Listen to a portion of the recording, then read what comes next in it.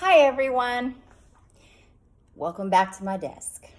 I went on a hike, a long one today, and clearly getting some sun. I hope you guys are getting some vitamin D, sunshine on my shoulder. Don't start, too late. So thank you, first of all. I really want to say thank you. This is the coolest thing. I really hope that all of you are inspired to start speaking from a genuine heart space, because we all need that. You know what I mean? Like, first starting with yourself, talk really awesome and sweet to yourself, and then your immediate circle of influence, and then outside of that, and then it just vibrates out into the world. And then utopia. It's gonna be a while, but that's okay. We're building brick by brick. Boop. All right, so thank you. Thank you for your encouragement, your support, your feedback. Thank you for liking and sharing and subscribing. I can't believe I just said that. It's like a YouTuber. Weird. So, another armpit shot. I wasn't gonna make a video so soon, but I spoke to my sister last night, and I wanna get this one done because I'm high on nature and feeling good, and I got my Earth Healer Aragonite Star Cluster. Oh Lord, bless you.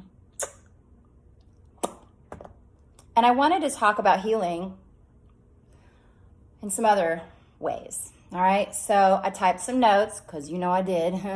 I really just don't like these weird angles of, I don't even know what that is, all right? Hashtag love yourself. Stop it. So here we go. I'm just going to read before I lose daylight. My sister and I were talking yesterday. We talked about why I'm doing what I'm doing, right?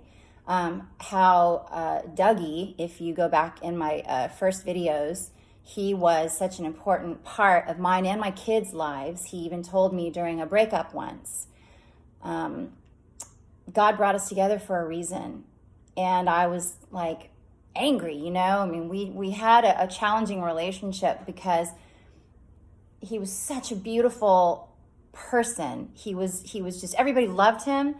And if you can imagine living with a combination of Robin Williams and Adam Sandler in the shape of a rugby player, I mean, he was amazing. He was just so unique. And he always did the Pillsbury Doughboy noise. Literally, like children and hot girls loved it, and I would get so jealous. But that was silly of me because he was just wonderful. He literally would go way better than I just did. So anyway, so much love, but I didn't know, unfortunately, I didn't see it and learn that lesson of why we were brought together until he crossed over.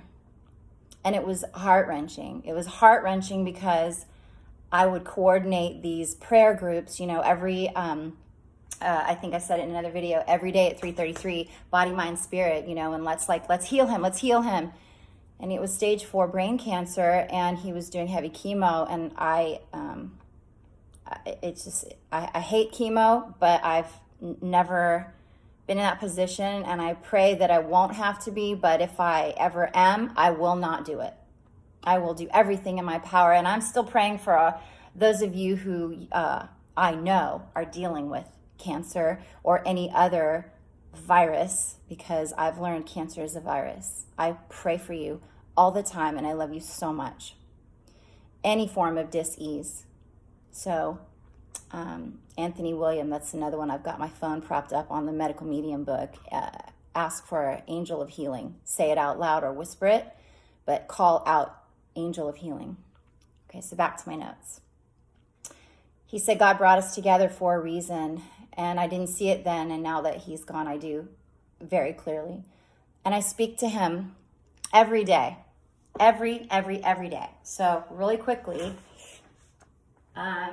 I will show you. It's in one of my other videos as well. This is Dougie, and we were in San Francisco this time. Wonderful person. So many people loved him, still love him. he has his soul, his spirit, his heart was big when he was walking around in an earthly body, but my goodness, is it ever so present right now. He's the dude, the reason that I started my reemergence and sat under my favorite tree while hiking. I literally felt a nudge. I was so high on nature, like I instantly just go like, oh yes. And then all of a sudden I felt and heard, go sit under your favorite tree, start talking. And I was like, I literally on the trail, I go, I don't want it, no. And then a couple people walked past me and I was like, what the hell did I just say that for? And then I was like, oh, no. And I kept walking and I felt it and heard it again. Go sit under your favorite tree, start talking. It was literally like, playtime is over. So I was like, okay.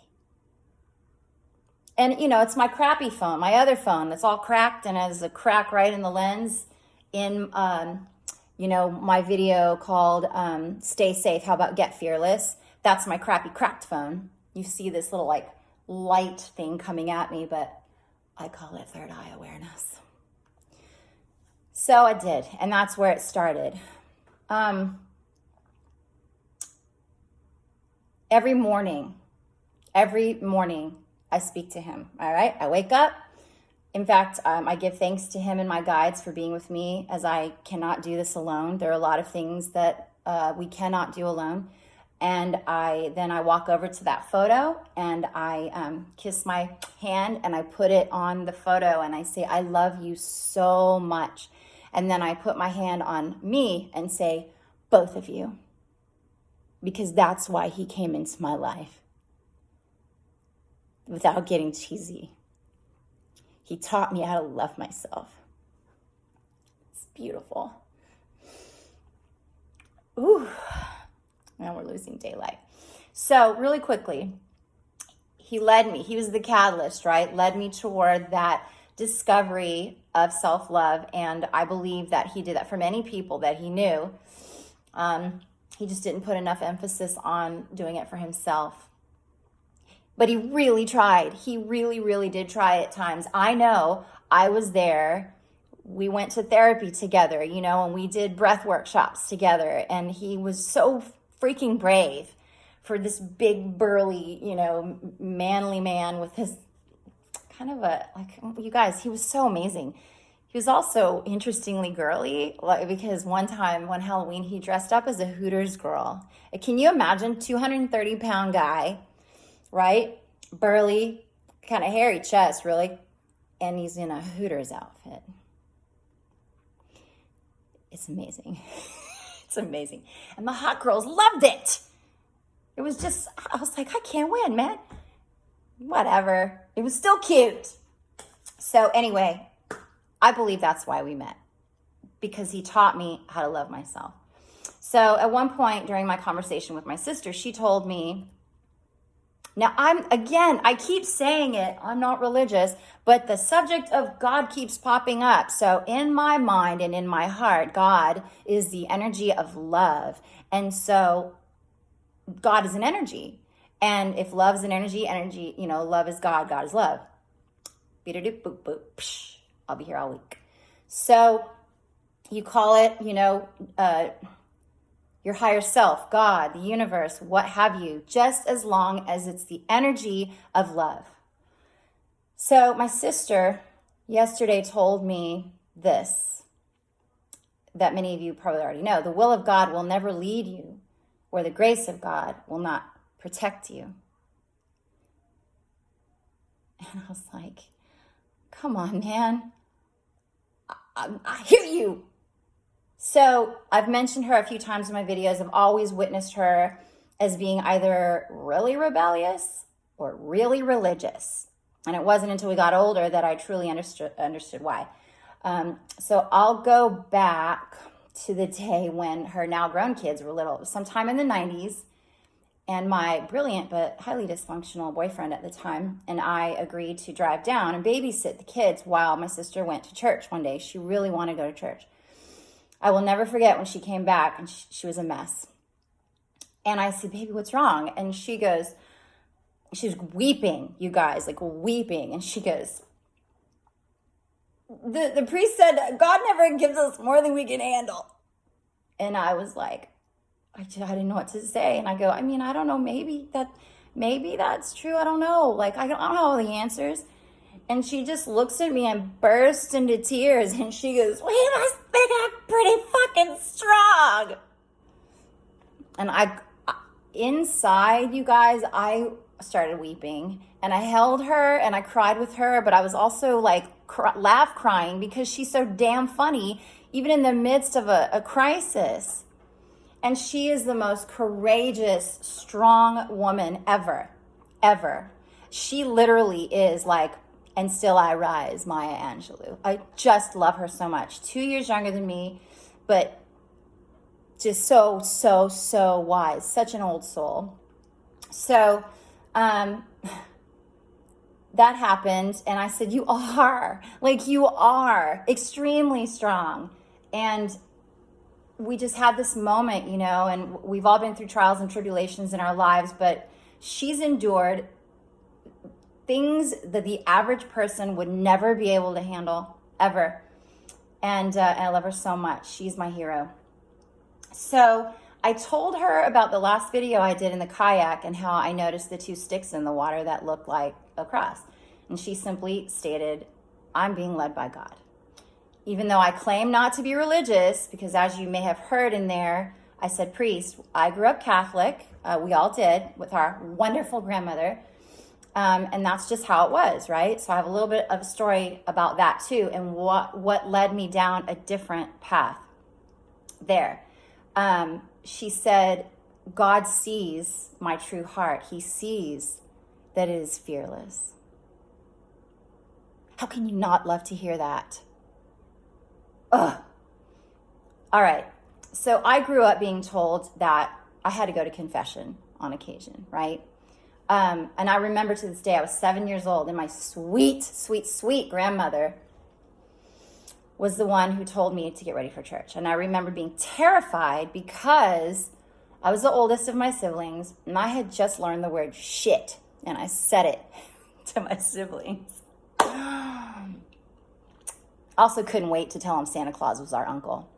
That's so shitty, right? Oh, there she is again.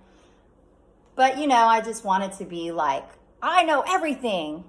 And now I'm like, ooh, humility is a good lesson. So anyway, I remembered standing there frozen, right? And I was like, but why do we have to go to confession? Aren't we all God's children? Can I just talk to him myself? And she goes, go get dressed for church. And that was that. Like, come on now. I can see I need to turn on the light.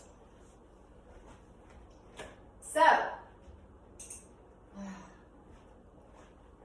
I best hurry. Oh, look. Ah. Well, that's just funny. Or is it? With your big fairy ears. All right. So, do I have to rearrange it? Because that's just, no, I like it. I like it like that. Thank you. So, I had to go to confession, and I was freaked out. But somehow I got out of it. And another thing that happened a lot when we would go to church is, nobody knew this at first, but I was anemic, and we are not allowed to eat before receiving communion. And little Melody would pass out. I would just be like, and pass out in church. One time I woke up, they were throwing holy water on me, and I was like, can I have some bacon and eggs? I'm so hungry. So there was that. Oh, I did it again. I'm trying so hard, you guys. Filler words like and like and shit and F-bombs, and there's that. I'm learning, okay? Thanks for being patient. So that happened. Every time. I passed out a lot in church. One time I was so grateful for the bench because it was padded and my head went dink right on it. So after that, needless to say, Grandma started serving us breakfast. And there's a reason we stayed with Grandma a lot. She was amazing, and we love her so, so, so much. Ugh, she's my favorite Grandma. So my lesson and all that as I got older I even had told this to my own kids when they were trying to discover their path towards spirituality. You guys, I have a lot of Virgo in my chart, even though I'm a Gemini, so I always screw with my hair. It's very annoying. I'm so sorry. I'm a perfectionist, sort of. But the lesson I learned as I got older was whatever way gets you there, take it. And I said this to my own kids when they were little, as long as you are good and happy, it doesn't matter how you get there. We all have our own journey, and no one should be judged for that. There isn't just one way, although I'm sure many may disagree. You can go your own way. Go your own way. Oh, I love Fleetwood Mac. So, you cannot tell me that some person in a tribe somewhere in the world who has no idea of or practice of worshiping any particular god is going to burn in eternal hellfire because of that fact. In my mind, if that person has a beautiful heart, then they are love. They are walking in the energy of love. Not because of the fear of burning in hell. They simply live their lives in the spirit of love. And we've all met someone like that, have we not? Where they just make you feel so fantastic. They don't even have to say a word. You just go, my God, I love this person. And it doesn't even have to be that you're attracted, you know? You know what I'm saying. So that's my belief. And that's what I told my own children, letting them find their own way, right? And when I was in LA, I went to SGI, and I practiced, I went to meetings for Buddhism, Nam Myoho Renge Kyo, Nam Myoho Renge. I was looking everywhere. I would go and meditate at, Sunset and Pacific at the temple at Lake Shrine. You know what I mean? It's gorgeous. And I think there's a little, there's an area there where some of Gandhi's ashes were buried. So anyway, it was gorgeous there. And I did spend a lot of time. My church now is nature. Any way I can get nature, that's my church. And it's just the best. So that takes on a whole new meaning, right? Perspective. That's another thing that Dougie would say. Your perception is your reality. And it sometimes would be like if we were having an argument and I'd be like, why are you saying that? And he'd say, your perception is your reality, is it not? And I was like, yes. He was very smart. He used to piss me off, but I get it now. And I'm so grateful every day for his presence in my life. So going back to my amazing sister, she recently had an interesting dream. Now, you guys, this is another reason I'm putting this video up, because she's had some interesting dreams before, and I don't think that it's going to surprise you when I say this, but it's a kind of, let's be in prep mode. She and a team of people found 22. She just said, all I know is I saw the number 22. And the team looked to be excited about it, right? And so, when asked, someone claimed they had found another virus, another version of the virus, CV19. All right, so basically it came back. Now, when she told me that, I thought, one, it could represent the definition of catch-22. Two, a doubling up on what's been happening. Or three, 22 in numerology is known as the master builder, right? Positive characteristics, the 22 is the most powerful of all numbers, able to turn lofty dreams into realities. It is confident, pragmatic, ambitious, and disciplined. Negative characteristics, impracticality and self-imposed pressure can get the better of the 22. When unaware of its own potential, the 22 will miss out on or shy away from necessary opportunities. And that freaked me out in a different way when I read it. So we can't let that happen to ourselves either, no matter what. So take away from that what you will. But I'm going to discuss with you a conversation I had later that same day yesterday after going outside and breathing in that good ass prana, baby. Like Ralph Smart says, Infinite Waters, go check him out. And it was a long hike. I sat down, did some earthing, then I got some food, went and sat by the water, watched the sunset. My bare feet were in the water, did some sun gazing. Pure heaven. Heaven on earth, y'all. When it's setting or rising. So, we spoke about life lessons, right? Regardless of the relationship, we talked about like, well, what did you learn in any particular relationship? Now think about it. Every experience is a valuable lesson. No experience should be seen as a waste of time. Let me assure you, I am once again speaking from my own experiences. This person and I spoke of some of our own experiences. Ultimately, it made me think of who we are or who we become within those experiences and thereafter. So let me say, I'm not a professional, but you know what I can speak professionally about? My own experiences in an exact manner. So I thought, if you're angry, then you become a fighter. You always find a reason to fight. You always look for the fight. Like whether it's literal or you're fighting yourself or you're fighting the world or you're fighting people on Facebook or you got an internal struggle, right? I used to cry in the shower. Water is such an excellent conductor. And I used to say, holy shit, I'm the angriest person I know. This was a long time ago. And I was always smiling. In fact, one of my acting teachers in Dallas called me out. Nancy, love her.